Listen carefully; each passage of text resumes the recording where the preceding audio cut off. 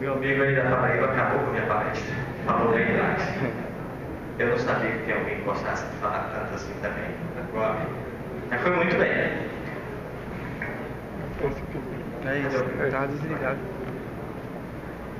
Então ele facilitou o trocar. Eu vou falar isso aqui em 3 minutos ao invés de 30, né? Falou muito bem, foi completo. E aí já sei que tem mais um no Brasil para me ajudar a colocar esse assunto dentro do departamento médico, que é o meu objetivo. Eu tenho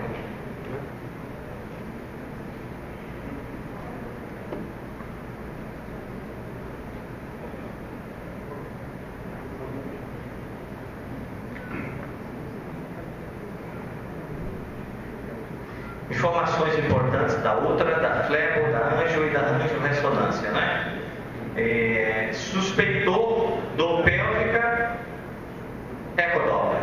Confirmou o diagnóstico, se tiver necessidade, vai fazer um angiotomo ou uma angiorressonância. Do contrário, já partir direto para a flebografia pélvica. Esse é aquele primeiro caso que eu apresentei. Já falei de drenagem anterior e posterior.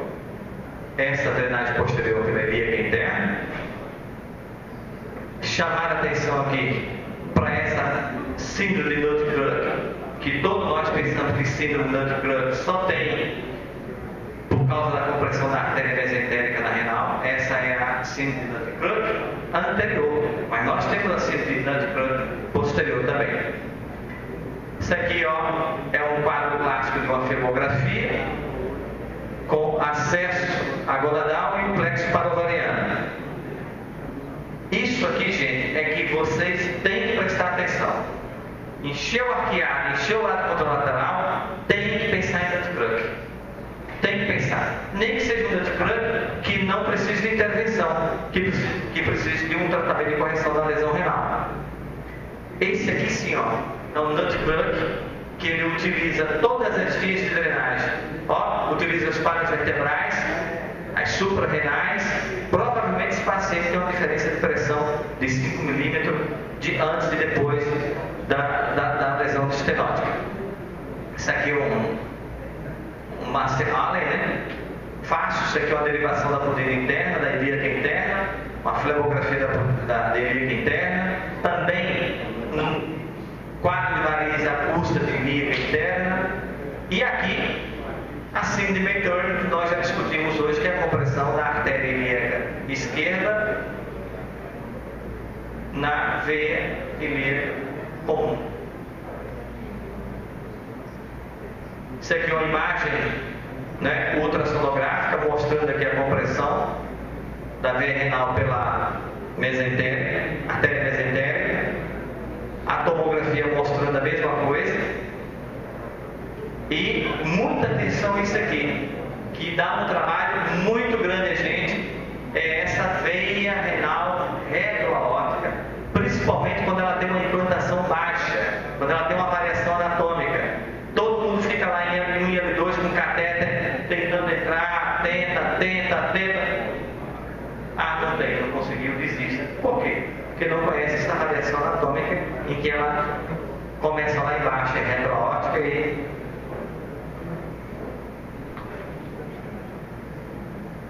isso aqui é uma tomografia, um ultrassom mostrando a veia renal retroaórtica. Para ecografista habilidoso vai identificar isso fácil, né? Se não identificar, você tem que pegar também um tomografista que conheça disso, e se ele não conhecer, ele não vai te dar o diagnóstico de que é uma síndrome de Nutcracker posterior. Aqui, síndrome de Nutcracker posterior. Por trás da aorta. A aorta fica em cima dela, martelando em cima da coluna. A síndrome de quebra-nós é uma compressão, para o Dr. Isaac que está aqui, cirurgião, uma compressão da artéria mesentérica na renal, causando uma compressão e congestão, né? Isso aqui também, na forma posterior, mostrando a compressão aórtica, comprimindo a veia renal retroaórtica. Às vezes nós temos que mudar a via de acesso, ao invés de ir pelo braço, tem que ir pela via inguinal para poder chegar lá. E Pichot não está aqui, né? A turma da França não tem intimidade de jeito nenhum de fazer ultrassonografia geral. O ecografista não tem aquela formação que tem aí a Lucy e tantos outros, de ser bom tanto em ultrassom geral como em ecografia. Eles fazem por via transperitoneal. Veja só aqui, ó, está o endométrio, ó, aqui está o útero, ele vai lá e identifica um bolo varicoso aqui do lado do útero, né? Aqui está a bexiga, aqui está o útero. Eles não são bons nesse exame de pesquisa de varizes pélvicas. São muito habilidosos, às vezes conseguem identificar, ó, a arqueada, né? Indo de um plexo ao outro. Quando é que ele vai achar isso aqui? Quando ele encontra o paciente com a doença avançada. Se for uma doença de 5 milímetros, eles não vão encontrar pela via transabdominal. Mais uma vez, aqui a bexiga, que é o lado do ovário. Mesma coisa, mesma coisa, mesma coisa. Mais uma vez, voltando a falar em drenagem anterior e posterior. Essa é uma das partes mais difíceis para nós que não fazemos ultrassom geral. Identificar a veia gonadal é difícil, porque a maioria delas não estão tão dilatadas para você achar fácil. Você tem que identificar o músculo do psoas. Identificou, você pega a borda anterior e vai lá e localiza a veia gonadal. Varizes do plexo parovalviano, mais uma vez revisando a anatomia. Isso aqui é o ósteo, né? Entrada da gonadal aqui na veia renal. Veio ovariana mais uma vez. E para quem trabalha bem com ultrassom geral, isso aqui é um corte sagital, semi-sagital, vendo aqui, ó, a artéria mesentérica com um ângulo bem fechado. Provavelmente esse paciente vai ter compressão de renal. Mesentérica, compressão, né? Da pinça aórtica. E aqui a ressonância, que não é muito bom para ver plexo parovalviano, ela é melhor para ver impressão na síndrome Turner. Mas muita atenção, gente, a isso aqui que a gente pensa que não vai encontrar. Uma veia renal circo-aórtica, ou então chamada anelar. Ela tem uma veia renal anterior e uma posterior. A minha turma apanhou muito quando começou isso comigo. Olha, isso aqui é uma veia renal circo-aórtica. Ela tem uma anterior e uma posterior. Só de janeiro para cá, nós fizemos 4 diagnósticos de veia circo-aórtica. Uma delas foi domingo, ó. Tá aqui, ó. Santa Maria Madalena, dia 24, domingo, nós fomos fazer alguns casinhos. Estava sem tempo, cheguei nos Estados Unidos. E fomos fazer domingo, ó, uma veia renal circo-aórtica, uma anterior e outra posterior. Quando o colega tem felicidade de entrar por aqui, apanha, não sabe o que é que tem, olha, teve dificuldade, pense em veia renal retroaórtica. Ou então pense em veia renal circo-aórtica. Lembre-se que a patologia venosa pelviana é fácil pelo pegar, mas quando ela tem variação anatômica, passa a ser um bicho feio. Mais uma demonstração de circo-aórtica, retroaórtica. Essa você tem que estar muito atento, ó, para não achar que isso aqui é veia gonadal, hein, gente? Isso aqui é uma malformação genética. Veia cava inferior do lado esquerdo. Porque senão você vai embolizar uma veia cava achando que é uma bruta de uma veia gonadal à esquerda. Tem que ter isso na cabeça.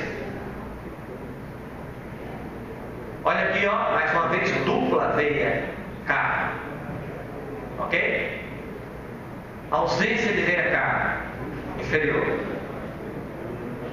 E nós pensamos que essa patologia só tem em mulheres.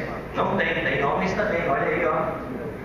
Varizes pélvica seletiva, são pacientes nosso tratado. E a semana passada fizemos esse aqui. Eu nunca encontrei uma coisa tão atípica. Olha como é que estava desde lá de cima até lá embaixo, no testículo. Isso aqui, para quem conhece, vai identificar esse sexo masculino. E essa aqui, nós apanhamos 3 horas com esse paciente, gente, e nós desistimos porque a gente ia terminar a matar o paciente de tanto contraste, 3 horas de cansaço, não acessávamos a gonadal e o que a gente fez? Paramos. Vamos tentar outro dia. Esse paciente tem uma veia renal retroaórtica, provavelmente a gente não conseguiu começar por cima. Ele queria ir por baixo, eu não deixei, que já tinha feito mais de 300 metros de contraste. E numa segunda tentativa nós conseguimos. Por quê? Porque ela tinha uma dupla veia renal retroaórtica, ao invés de uma, duas. E a gonadal não saía da primeira, saía da segunda. Isso é raro, mas quem vai militar nesse meio tem que conhecer isso. Se ele não conhecer isso, vai ter problema. E assim nós terminamos essa palestra, a outra vai só demorar meia hora.